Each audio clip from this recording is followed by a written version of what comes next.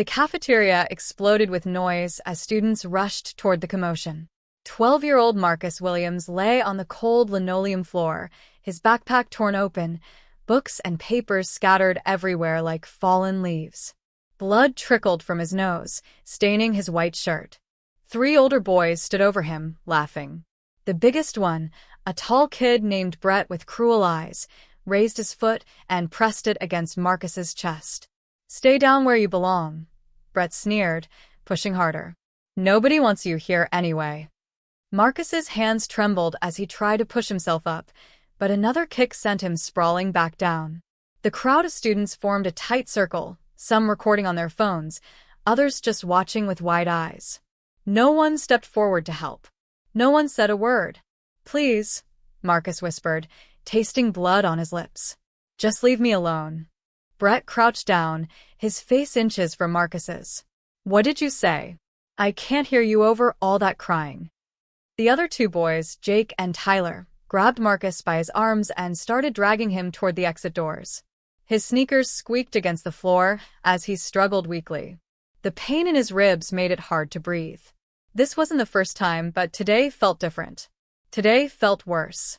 "Let's take him outside," Jake said with a wicked grin. "I want to see if he can swim in the dumpster." Just as they reached the doors, Marcus caught a glimpse of something through his blurred vision. A black sedan was pulling into the school parking lot. The vehicle moved with purpose, parking right in front of the main entrance. The door opened, and a tall figure stepped out, wearing a crisp military uniform adorned with medals and insignias that gleamed in the afternoon sun. Marcus's heart stopped. He knew that uniform. He knew that walk. Brett hadn't noticed yet. He was too busy enjoying the 3 months earlier, Marcus had walked through the doors of Riverside Middle School with hope in his heart and butterflies in his stomach. It was his first day at a new school, the 5th one in 6 years. Military life meant constant moving, new bases, new cities, new faces. But Marcus had learned to adapt. At least he tried to. His father, Major Kwame Williams, had just been stationed at Fort Henderson, 30 miles outside of town. The move had been sudden, as military orders always were. One day they were in Georgia, packing up their small house near the base. The next day, they were driving U-Haul truck across state lines, Marcus's mother humming old gospel songs while his little sister, Nia, slept in the back seat. "This is going to be different, son," his father had said that morning, adjusting Marcus's collar before school. The major was in civilian clothes, jeans, and a simple button-down shirt, preparing for a day of meetings on base. This town, these people, they might not understand military families. "You stay strong, keep your head up, and remember what I taught you." Marcus had nodded, memorizing the words like he always did. His father's lessons were like scripture in their home. Honor, discipline, respect. Never start a fight, but always finish it. Protect those who can't protect themselves. And Marcus, his mother, Grace, had added, straightening his backpack straps, "If anyone gives you trouble, you tell a teacher immediately. No fighting. We handle things the right way." The right way. Marcus believed in that. He believed in following rules, trusting authority, doing what was expected. He believed that if you were kind to people, they would be kind back. Riverside Middle School was bigger than his last school. The hallways stretched out like mazes, lined with lockers covered in stickers and magnets. Groups of students clustered together, talking and laughing, already comfortable in their established friendships. Marcus walked through them like a ghost, invisible and alone. His first class was English with Mrs. Patterson, a kind woman with silver hair and reading glasses that hung on a chain around her neck. She introduced him to the class with a warm smile. "Everyone, this is Marcus Williams.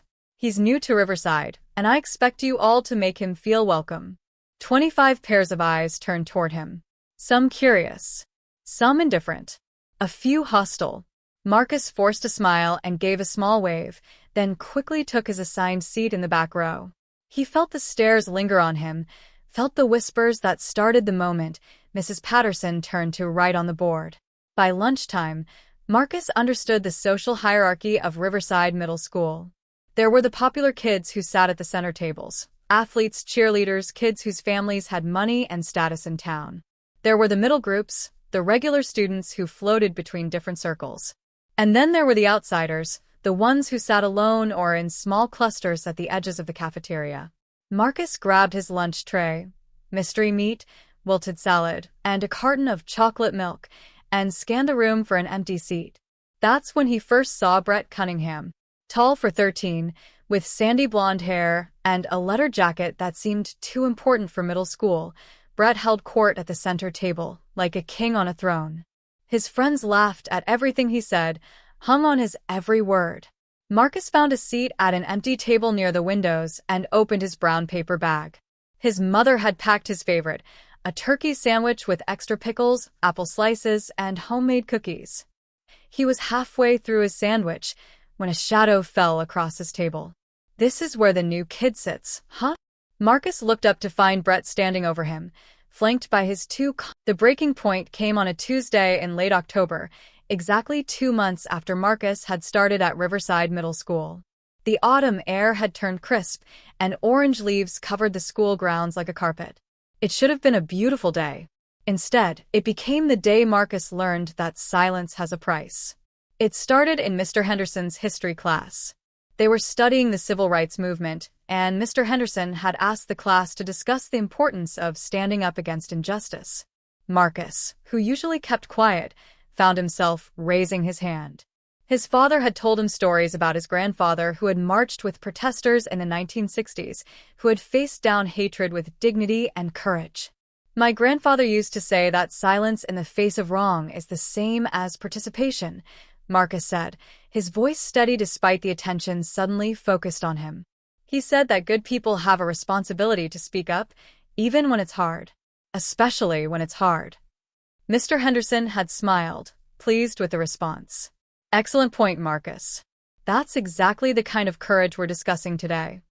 But when Marcus glanced across the room, he saw Brett staring at him with cold fury. The message was clear. You just made a mistake. Lunch came too quickly. Marcus grabbed his bag and headed straight for the library, his usual sanctuary. But today, Mrs. Chun, the librarian, had posted a sign on the door. "Library closed for maintenance. Reopens tomorrow." Marcus's heart sank. He looked around the crowded hallway, calculating his options. The cafeteria was the only choice. He could sit in the far corner, eat quickly, and leave before anyone noticed him. He made it exactly halfway through his sandwich before they found him. Brett slid into the seat across from Marcus, his presence commanding immediate attention. Jake and Tyler flanked him on either side, blocking any escape route. Around them, students began to notice, conversations dying down as they sensed something about to happen. "So, Marcus," Brett said, his voice loud enough to carry across nearby tables. "That was a real interesting speech in history class today. All that stuff about standing up and speaking out.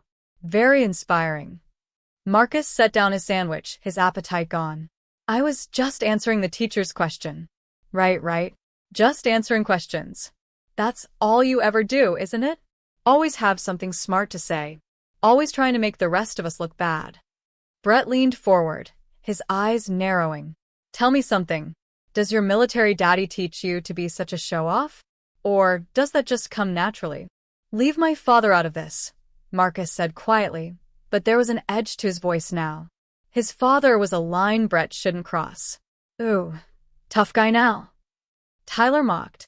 Marcus stood up slowly, milk still dripping from his hair. The cafeteria had gone completely silent now, everyone watching, waiting to see what would happen next. Even the lunch monitors seemed frozen, uncertain how to handle the situation.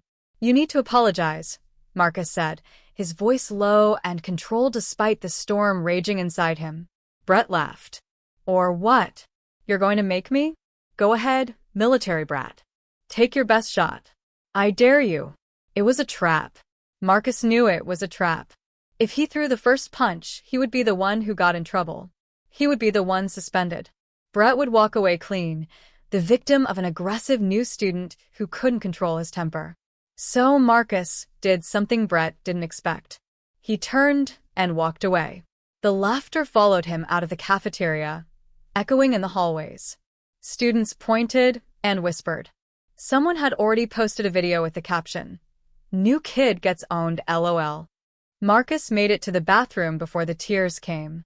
He locked himself in a stall and let them fall silently, each one carrying a weight of humiliation and helplessness he had never felt before. He had done the right thing. He had walked away. He had followed his parents' advice. And it had changed nothing. That afternoon, when Marcus got home, his mother took one look at his milk-stained clothes and demanded to know what happened. He told her he had spilled his lunch. She didn't believe him. Mothers never do, but she didn't push. She just held him close and promised that things would get better. But Marcus knew better now. Things weren't going to get better on their own.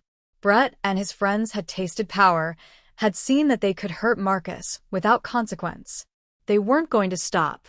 That night, lying in bed, Marcus made a decision. He would tell his father everything. Wednesday morning started with a text message that made Marcus's stomach drop. It was from an unknown number, but the message was clear. You think you're tough? You think walking away makes you brave? Today you learn what happens to cowards who don't know their place.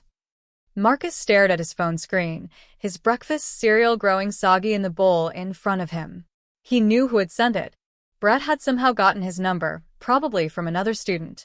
The threat was real, and Marcus could feel it in his bones. "Marcus, baby, you okay?" His mother's voice cut through his thoughts. Grace Williams stood at the kitchen counter, packing lunches for him and Nia. Her nursing scrubs were crisp and clean, her hair pulled back in a neat bun. "You've been staring at that phone for 5 minutes." "I'm fine, Mom," Marcus lied, sliding the phone into his pocket. "Just tired." His father had already left for base, gone before sunrise for some kind of emergency drill. Nia was upstairs getting ready, singing one of her made-up songs about unicorns and rainbows. Everything seemed so normal, so ordinary. Marcus almost convinced himself that the text was just empty words, that nothing would actually happen. He was wrong. The morning passed in a blur of anxiety. Marcus kept his head down in every class, avoided eye contact with everyone, took routes through the hallways that kept him away from Brett's usual spots. By lunchtime, he had almost relaxed.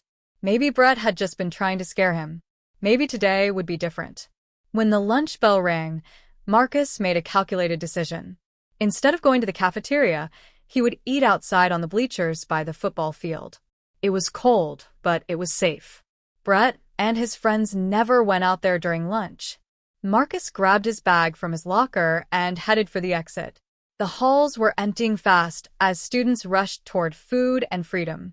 He was almost to the door when he heard it, a voice calling out behind him. Marcus Williams. He turned to see Jasmine Cooper, a girl from his English class. She was small, with dark skin and braided hair pulled into a high ponytail. Unlike most students at Riverside, Jasmine had always been kind to Marcus, offering him a smile in the hallways, letting him borrow a pencil when he'd forgotten his. "Hey, Jasmine," Marcus said, grateful for a friendly face. "I wanted to warn you," she said quickly, glancing around as if afraid someone might hear. "Brett and his friends, they're planning something. I heard them talking in the hallway. They said they're going to." She stopped, biting her lip. "Just be careful, okay? Maybe eat lunch in the office or something today." Marcus felt the fear crystallize in his chest. What are they planning? I don't know exactly. But Marcus, it sounded bad. Like really bad. "Promise me you'll be careful." He promised, and Brett's response was to shove Marcus hard in the chest. Marcus stumbled backward, but didn't fall. Tyler moved in from the side and grabbed Marcus's backpack, yanking it off his shoulders. Books and papers spilled onto the grass. "Pick them up," Brett commanded. "On your knees. Pick them up and apologize for wasting our time." Something inside Marcus snapped. Maybe it was weeks of accumulated fear and anger. Maybe it was the memory of his grandfather's words about standing up to injustice. Maybe it was just the simple human need for dignity, for respect, for the right to exist without being terrorized. "No," Marcus said firmly. "I'm done. I'm done being afraid of you. I'm done letting you control my life. Hit me if you're going to hit me, but I'm not getting on my knees for you, or anyone." Brett's eyes flashed with genuine surprise, then hardened with rage. Fine. You want to be tough? Let's see how tough you really are. The first punch came fast, catching Marcus in the stomach. He doubled over, gasping for air. Then Jake was on him, pushing him to the ground. Marcus tried to fight back, managed to land one solid punch on Tyler's jaw, but 3 against 1 was impossible odds. They dragged him back toward the school building, not to help him, but to take him somewhere more visible, somewhere with an audience. The cafeteria. They were taking him to the cafeteria where everyone could see, where the humiliation would be complete and public. And that's when Marcus realized the terrible truth. This wasn't going to end with just a beating. This was going to be a statement, a message to every other student about what happened when you challenged Brett Cunningham. This was going to destroy whatever dignity Marcus had left. If you're watching this story and you've ever felt powerless like Marcus, if you've ever faced someone who seemed untouchable, drop a comment below. Tell us where you're watching. The cafeteria floor was cold and unforgiving against Marcus's cheek. He could taste blood in his mouth, feel the throb of pain in his ribs where Jake had kicked him. The noise around him was deafening, students shouting, chairs scraping, phones clicking as everyone rushed to capture the moment. Marcus tried to push himself up, but Brett's foot came down on his back, pressing him flat. The weight was humiliating, dehumanizing. This was what Brett wanted, not just to hurt Marcus physically, but to break him completely, to prove that he was nothing, that he would always be nothing. "Look at him," Brett announced to the crowd, his voice full of theatrical cruelty. "This is what happens when you don't know your place. This is what happens when you forget who runs the school." Through his blurred vision, Marcus saw faces in the crowd. Some looked horrified. Others seemed entertained, like this was just another lunchtime distraction. A few were actively cheering Brett on. But no one, not a single person, stepped forward to help. Where were the teachers? Where were the lunch monitors? Marcus's mind raced through the confusion and pain. This was happening in broad daylight, in front of witnesses in the middle of the school day. How was no one stopping this? "Get up," Brett commanded, pulling Marcus up by his collar. "I want everyone to see your face when you apologize." Marcus's legs wobbled beneath him. His nose was bleeding freely now, dripping onto his already ruined shirt. Everything hurt, but worse than the physical pain was the crushing weight of helplessness, the understanding that the system he had trusted, the rules he had followed, meant nothing when no one enforced them. "I'm not apologizing," Marcus whispered, barely audible. Brett leaned in close. "What did you say?" "I said." Marcus's voice grew stronger, fueled by something deeper than courage, something closer to defiance in the face of absolute defeat. "I'm not apologizing to you. Ever." The cafeteria went silent. Even Brett seemed momentarily stunned by Marcus's refusal to break. Then his face twisted with rage, and Marcus knew what was coming next. He could see Brett pulling back his fist, preparing for a punch that would put Marcus down for good. Time seemed to slow. Marcus closed his eyes, bracing for impact. But the punch never landed. "What is going on here?" The voice cut through the cafeteria like a gunshot. It wasn't loud, but it carried absolute authority, the kind of command that made everyone freeze instantly. Marcus's eyes snapped open. Brett's fist hung in the air, frozen mid-swing. Principal Anderson stood in the cafeteria doorway, her face flushed red with anger and what looked like panic. Behind her, Marcus could see Mr. Henderson and 2 other teachers rushing in. But there was someone else too, a figure just visible through the glass doors behind them. Someone in uniform. Brett slowly lowered his fist, his confidence faltering for the first time. The crowd of students began to disperse, sensing that the show was over, that consequences were finally arriving. Jake and Tyler took several steps back from Marcus, trying to distance themselves from the scene. "Mr. Cunningham, Mr. Martinez, Mr. Chin, my office now." As Principal Anderson tried to restore order and separate the students, Major Williams walked through those cafeteria doors. His boots clicked against the linoleum with measured precision. Every medal on his chest represented a battle fought, a mission completed, a crisis overcome. But none of those prepared him for what he felt seeing his son on the floor, bloodied and beaten, while a crowd of students watched like it was entertainment. The major's training kicked in immediately. Assess the situation. Identify the threats. Determine the response. His eyes swept the cafeteria in seconds, taking in every detail. Marcus's condition, the three boys trying to slip away, the phones still recording, the staff scrambling to regain control. His face remained composed, but inside, Kwame Williams felt a fury unlike anything he had experienced in 20 years of military service. This wasn't enemy combatants or foreign threats. This was his child, his son, the boy he had taught to ride a bike, to throw a baseball, to stand up for what was right. And someone had hurt him. Brett was backing toward the exit when the major's voice stopped him cold. "You, stay where you are." It wasn't a request. It was an order, delivered with the full weight of military command. Brett froze like a deer in headlights. Tyler and Jake had already disappeared into the crowd, but Brett, perhaps still clinging to his false sense of authority, turned to face the major. "I don't have to listen to you," Brett said, but his voice cracked with uncertainty.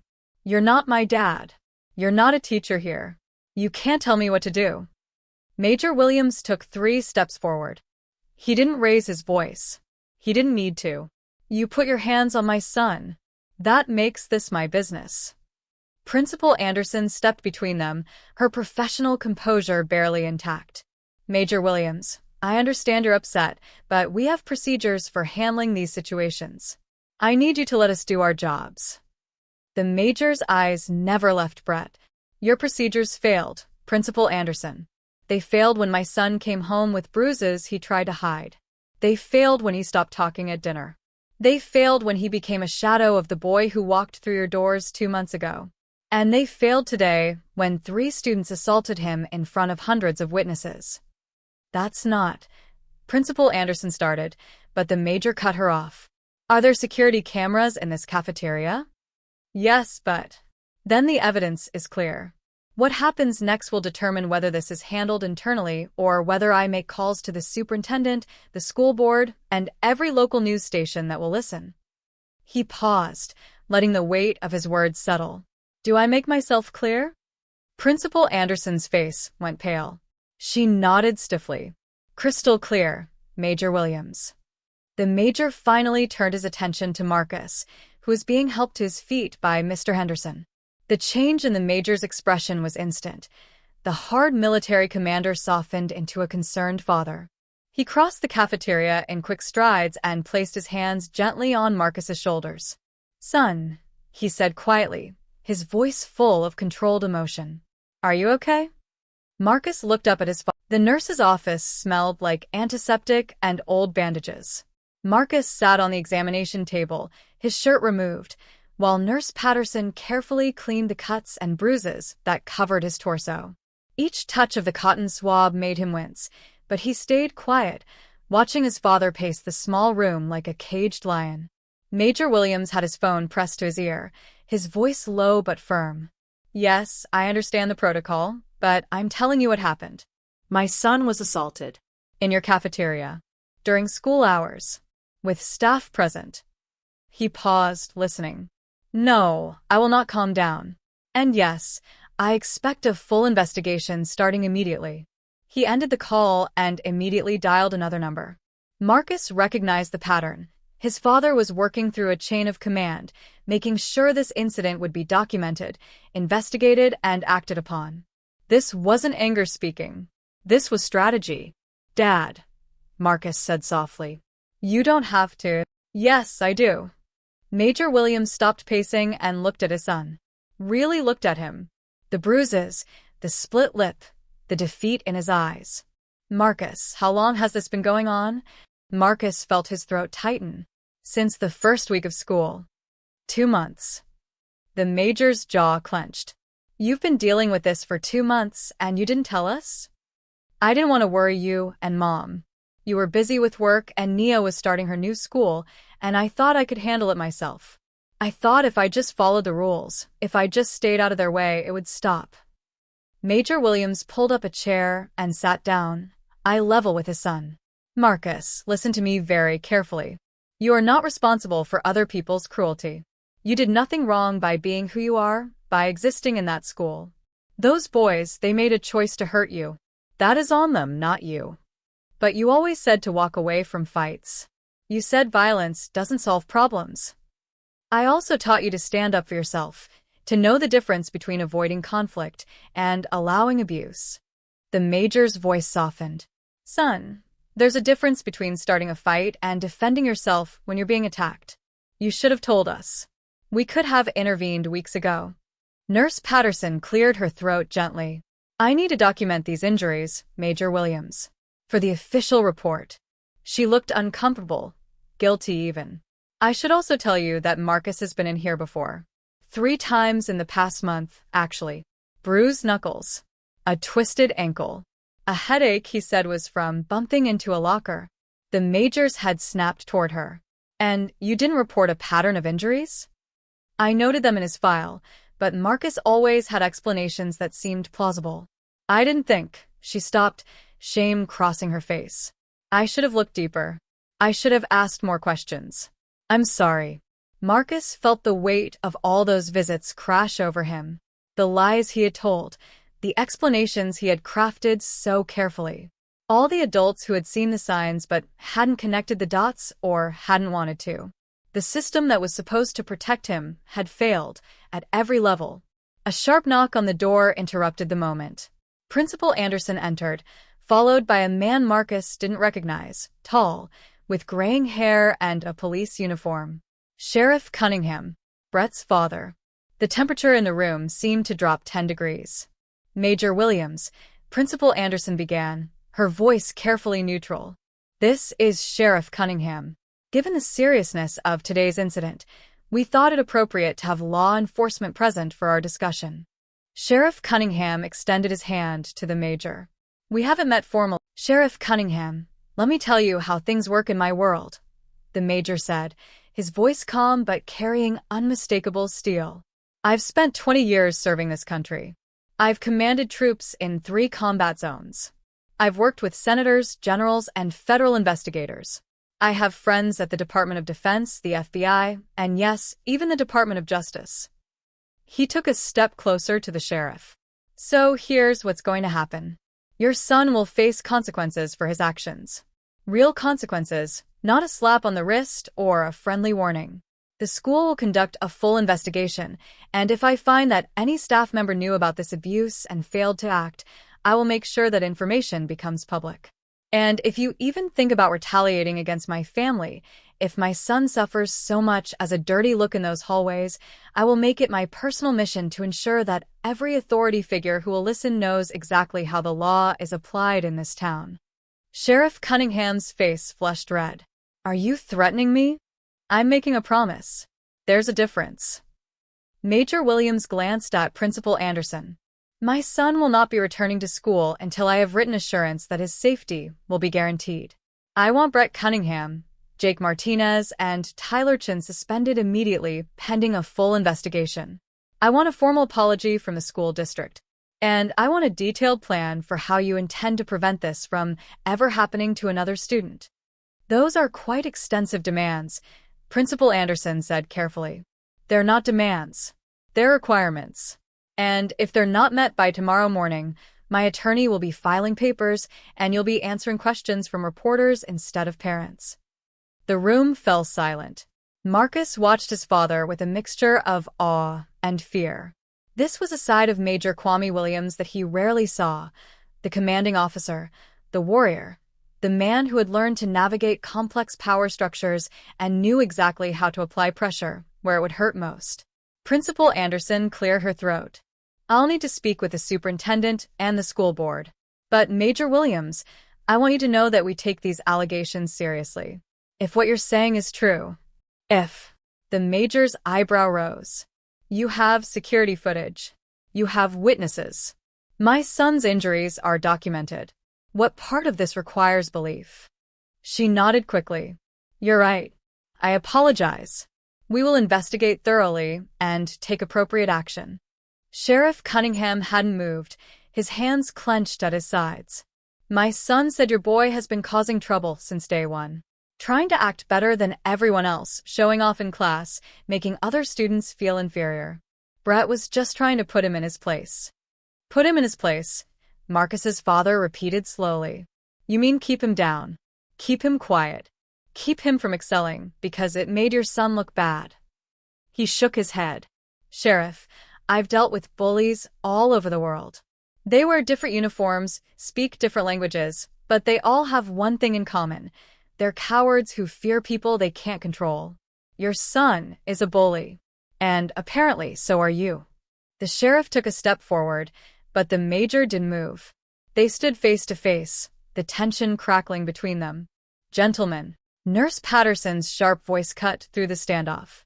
This is a medical facility, and I have a patient who needs rest. You can continue your discussion elsewhere. Sheriff Cunningham backed down first, turning toward the door. This isn't over, Major Williams. Not by a long shot. I'm counting on it, the major replied evenly. After they left, Marcus finally spoke. Dad, the Williams family dining room had never felt so heavy with emotion. Marcus sat at the table, his mother on one side holding his hand tightly, his father on the other reviewing a stack of documents. Nia sat across from them, her 8-year-old face twisted with confusion and anger. I don't understand, Nia said, her voice cracking. Why would anyone want to hurt Marcus? He's the nicest person I know. Grace Williams wiped tears from her eyes, though she tried to hide them. She had come home from her shift at the hospital to find her son bruised and beaten, and the mother in her wanted to march down to that school and give those boys a piece of her mind. But the nurse in her understood that wounds like these, the invisible ones on Marcus's spirit, would take longer to heal than the physical injuries. Some people hurt others because they're hurting inside themselves, Grace said softly. It doesn't make it right, baby girl. But that's usually where it comes from. I don't care if they're hurting, Nia declared with fierce loyalty. They hurt my brother. They should go to jail. Despite everything, Marcus felt a small smile cross his face. His little sister, all 4 feet of righteous indignation, ready to take on the world for him. Major Williams looked up from his papers. They won't go to jail, Nia. They're minors. But they will face consequences. I'm making sure of that. He turned to Marcus. Son, I need you to write down everything. Every incident, every threat, every time they hurt you or made you feel unsafe. Dates if you remember them. Witnesses if there were any. Can you do that? Marcus nodded, though the thought of reliving every humiliating moment made his stomach turn. What are you going to do with it? I'm building a case. Not just against Brett and his friends, but against the school's negligence. Nurse Patterson admitted you'd been treated multiple times for suspicious injuries. Teachers witnessed incidents in hallways and classrooms, but filed no reports. The principal had complaints from at least one other student, Jasmine Cooper, that she ignored. The major's jaw tightened. This wasn't just bullying, Marcus. This was systematic failure of the school's duty to protect its students. Grace squeezed Marcus's hand. Baby, why didn't you tell us? Why did you try to handle this alone? Marcus felt the familiar guilt rise up. Because you always taught me to be strong, to handle my problems. I thought if I told you, I'd be weak. I thought I could make it stop if I just tried hard enough. Oh, Marcus. Grace pulled him into a gentle hug, careful of his injuries. Being strong doesn't mean suffering in silence. Being strong means knowing when to ask for help. It means trusting the people who love you to fight alongside you. A knock at the front door interrupted the moment. Major Williams stood, his expression wary. Stay here. He returned a moment later with Jasmine Cooper and her older brother, David. Jasmine looked nervous, but determined. David, a tall young man in his early 20s, carried a folder under his arm. I'm sorry to interrupt, Jasmine said quickly. But I had to come. Marcus, I should have done more. I should have stood up for you instead of just warning you. You did more than anyone else, Marcus said honestly. You're the reason my dad even knew to come to school today. David stepped forward and handed the folder to Major Williams. Sir, I work in the district office. I'm not supposed to share this, but I think you need to see it. These are incident reports from Riverside Middle School over the past 3 years. Brett Cunningham's name appears in 17 of them. 17 separate complaints from students about bullying, threats, and physical intimidation. Major Williams opened the folder, his expression darkening as he scanned the pages. And what happened with these complaints? Most were marked as resolved through mediation or insufficient evidence to proceed. 2 resulted in 1 day in school suspensions. The rest were filed and forgotten. David's voice held barely contained anger. Brett's father is the sheriff. His mother sits on the school board. The Cunningham family donates heavily to school programs. Every time someone tried to take real action, it got shut down.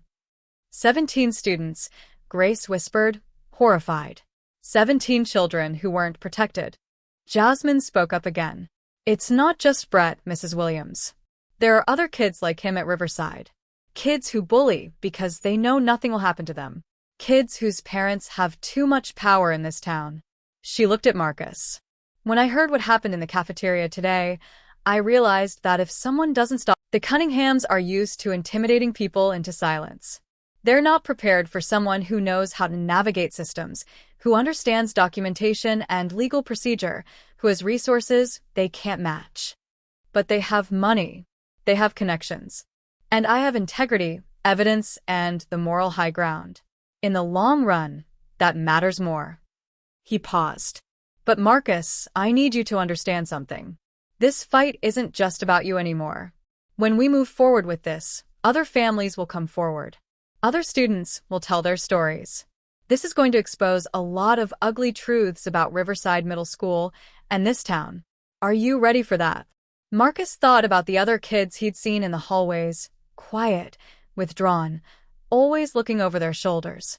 He thought about the next new student who would walk through those doors, hoping for a fresh start. He thought about Jasmine, who had found the courage to speak up when no one else would. I'm ready, Marcus said firmly. Someone has to stand up. It might as well be us. Major Williams smiled with pride. That's my boy. The next morning, Marcus woke to the sound of his father on the phone in the kitchen. He crept to the doorway and listened. Yes, this is Major Kwame Williams calling for Superintendent Chin. I understand she's in a meeting. Tell her it's regarding a federal investigation into civil rights violations at Riverside Middle School. I'll wait. Marcus's eyes widened. Federal investigation? His father wasn't playing around. Within seconds, the person on the other end must have transferred the call because the major's tone shifted. Superintendent Chen, thank you for taking my call. I'll get straight to the point. Yesterday, my son was assaulted at Riverside Middle School by 3 students. This assault was the culmination of 2 months of systematic bullying and harassment that your staff either ignored or actively concealed. A pause while he listened. No, I'm not interested in internal procedures. What I'm interested in is why 17 complaints about 1 student were filed and forgotten. Why my son's repeated injuries were documented, but not investigated. And why a school board member's grandson appears to be untouchable despite a pattern of violent behavior. Another pause, longer this time. I have documentation, witness statements, and security footage. I also have an attorney prepared to file suit against the district for negligence and violation of my son's civil rights under federal education law. But I'm willing to discuss alternative solutions if, and only if, certain conditions are met. Marcus listened as his father laid out his requirements. Immediate suspension of Brett, Jake, and Tyler pending full investigation. A comprehensive anti-bullying program implemented across the district.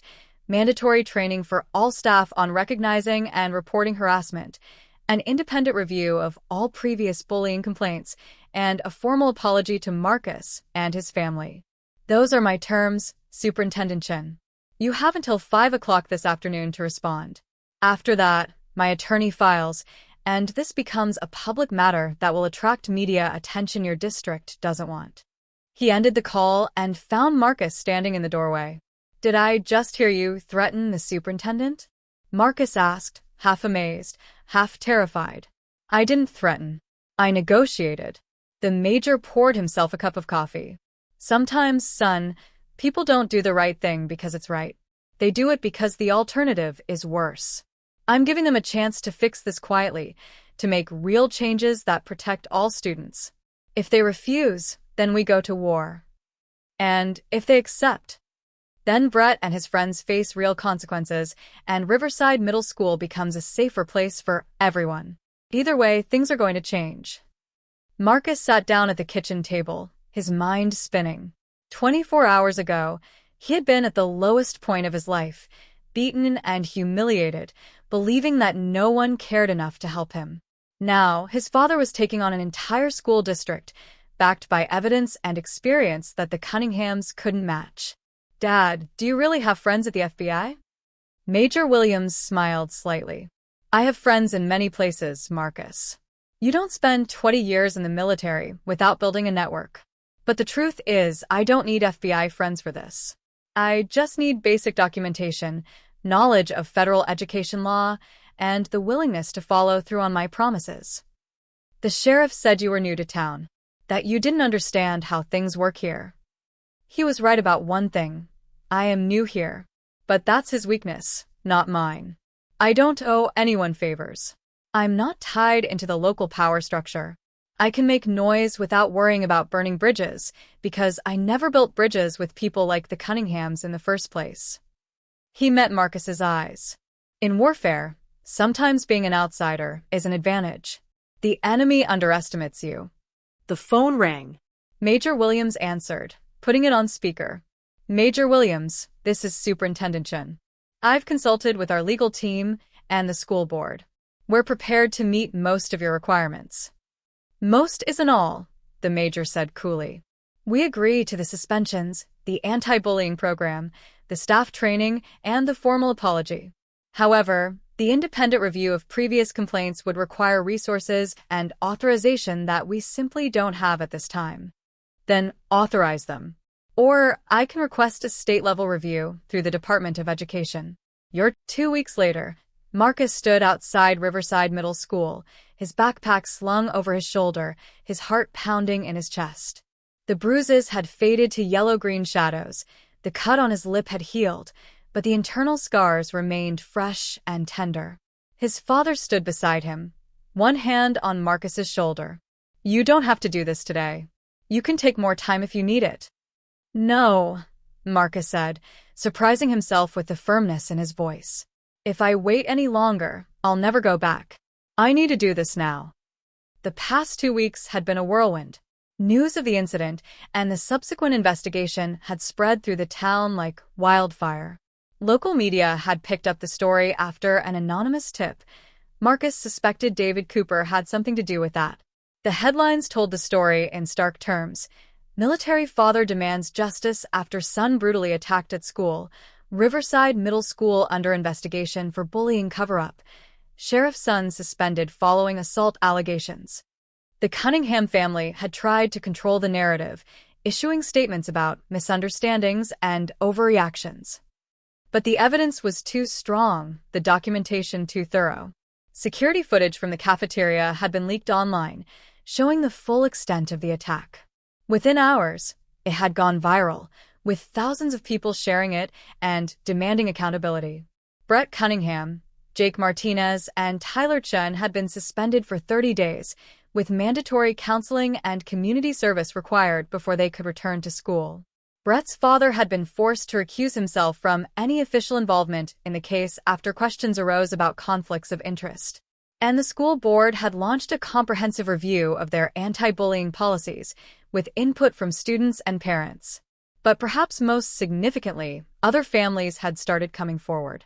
Marcus learned that he was one of 17 students who had been bullied by Brett over the past 3 years, and dozens more had experienced harassment from other students that the school had failed to address. What had started as one family's fight for justice had become a movement. Jasmine Cooper had organized a student group called Voices Matter, dedicated to supporting bullying victims and advocating for stronger protections. David had helped create a hotline where students could anonymously report incidents. And several parents had formed a coalition to ensure the school district followed through on its promises. Now, as Marcus prepared to walk back through those doors, he knew everything had changed. The question was whether it had changed enough. Ready? His father asked. Marcus took a deep breath and nodded. They walked together through the front entrance. The hallways were crowded with students heading to first period. Conversations died as Marcus passed. Some students stared openly. Others whispered behind their hands. But unlike 2 weeks ago, there was something different in their expressions. Not hostility. Not mockery. Something closer to respect. Or maybe fear. Marcus wasn't sure which made him more uncomfortable. Principal Anderson was waiting by the main office, along with a woman Marcus didn't recognize. Young, professional, with kind eyes and an easy smile. "Marcus, welcome back," Principal Anderson said, her voice warmer than Marcus had ever heard it. "This is Ms. Rodriguez. She's our new student advocate and counselor. She'll be checking in with you regularly to ensure your transition back is smooth." Ms. Rodriguez extended her hand. "It's nice to meet you, Marcus. I want you to know that my door is always open. Any problems, any concerns, you come straight to me. That's what I'm here for." Marcus shook her hand, noting the firmness of her grip. "Thank you, ma'am. I've also assigned Mr. Henderson as your faculty mentor," Principal Anderson continued. "He'll be someone you can talk to if you need support during the school day. And we've implemented new hall monitors and security protocols to ensure all students feel safe." Major Williams crossed his arms. "And the other students involved in the harassment? The ones who stood by and recorded instead of helping?" Principal Anderson's expression tightened. "We've had assemblies with all grade levels about bystander responsibility. Students understand now that witnessing abuse, without reporting it, has consequences. Several students have come forward to apologize to Marcus directly." As if on cue, a group of students approached hesitantly. Marcus recognized some of them from the cafeteria that day, faces in the crowd who had watched, recorded, done nothing. A girl named Sarah spoke first, her voice small and ashamed. "Marcus, I'm really sorry. I should have helped you. I should have said something." The students in the class offered small smiles and nods. No one seemed hostile. No one seemed threatening. It was strange, this new normal, but Marcus thought maybe he could adjust to it. The day progressed slowly but steadily. In each class, Marcus noticed small changes. Teachers were more attentive, quicker to address any conflicts or tensions. Students were more careful with their words, more conscious of their actions. The culture of the school had shifted, like everyone was walking on eggshells, afraid of being the next one called out. At lunch, Marcus hesitated at the cafeteria entrance. This was the place where everything had fallen apart, where he had been at his most vulnerable and powerless. His stomach churned with anxiety. "Marcus." Jasmine waved from a table near the windows. She wasn't alone. There were several other students with her, including some faces Marcus recognized from the anti-bullying assemblies. "Come sit with us." Marcus made his way over, grateful for the invitation. As he sat down, Jasmine introduced him to the group. "This is Michael, he's in 8th grade. Brett used to steal his lunch money. This is Sophia, she was harassed online by some of Tyler's friends. And this is Damon, he transferred here last year and went through something similar to you." Each of them had a story. Each of them had suffered. And each of them had found the courage to speak up after Marcus's situation became public. They talked about their experiences, about the changes they wanted to see, about hope for the future. "You started something important," Michael said to Marcus. "A lot of us were too scared to say anything. But when you and your dad fought back, it showed us that we didn't have to just accept being treated badly. That we had power too." "I didn't feel powerful," Marcus admitted. "I felt terrified." "That's what makes it brave," Sophia said. "Doing it even when you're scared." As lunch ended, Marcus realized something profound. He had spent 2 months feeling isolated and alone, convinced that no one understood what he was going through. But he hadn't been alone. There had been dozens of other students suffering in silence, waiting for someone to make the first move, to prove that speaking up was possible. The afternoon classes passed more quickly. By the time the final bell rang, Marcus felt exhausted but accomplished. He had made it through the full day. He had faced his fears and survived. His father was waiting in the parking lot, leaning against his car with his arms crossed. Marcus jogged over, his backpack bouncing against his shoulders. How is it? The major asked. Better than I expected, Marcus said honestly. Different. Everyone's being really careful around me. I'm not sure if that's good or bad yet. It's a start, his father said. Give it time. Things will settle into a new normal eventually. As they drove home, Marcus's phone buzzed with notifications. Messages from classmates asking if he was okay, friend requests from students he'd never spoken to, comments on social media posts about his return to school. It was overwhelming but also validating, proof that people cared, that his story had mattered. That evening, the whole family gathered for dinner. Nia had made a welcome back banner that she hung over the dining room table.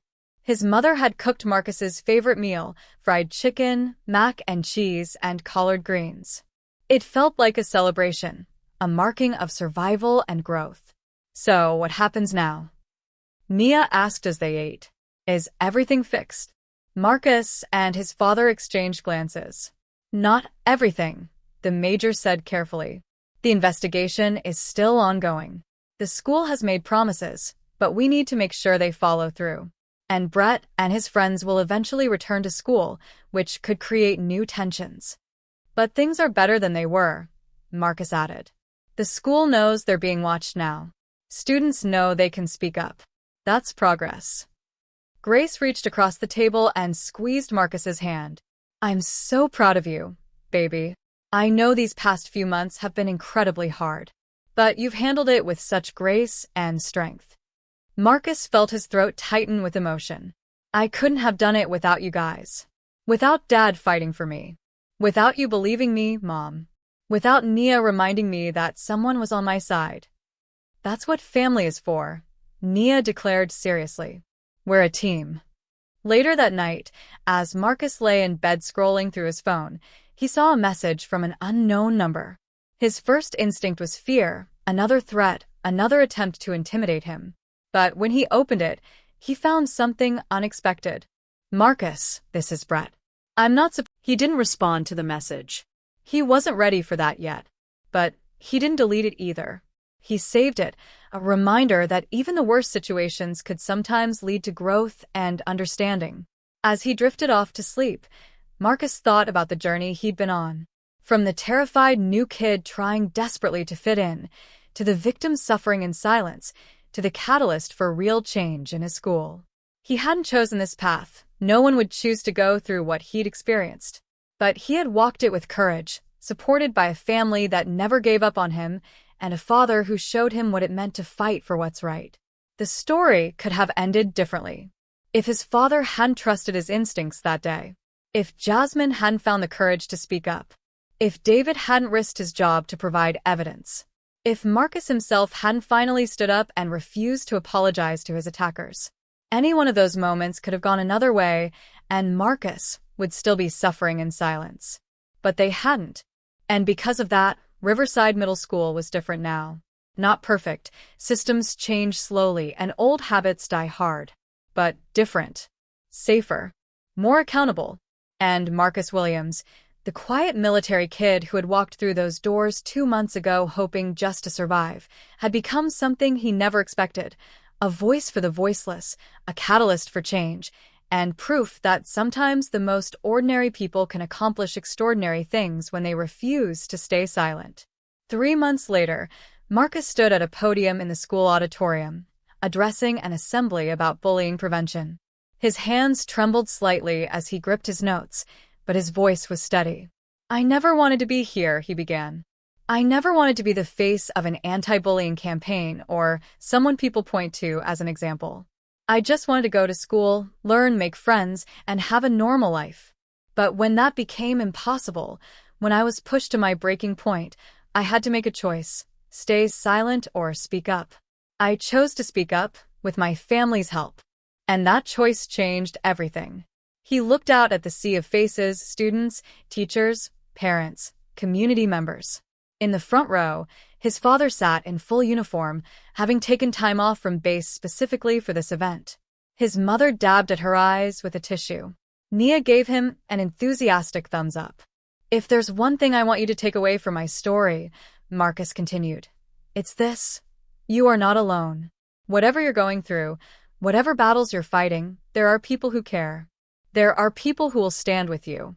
You just have to trust them enough to ask for help.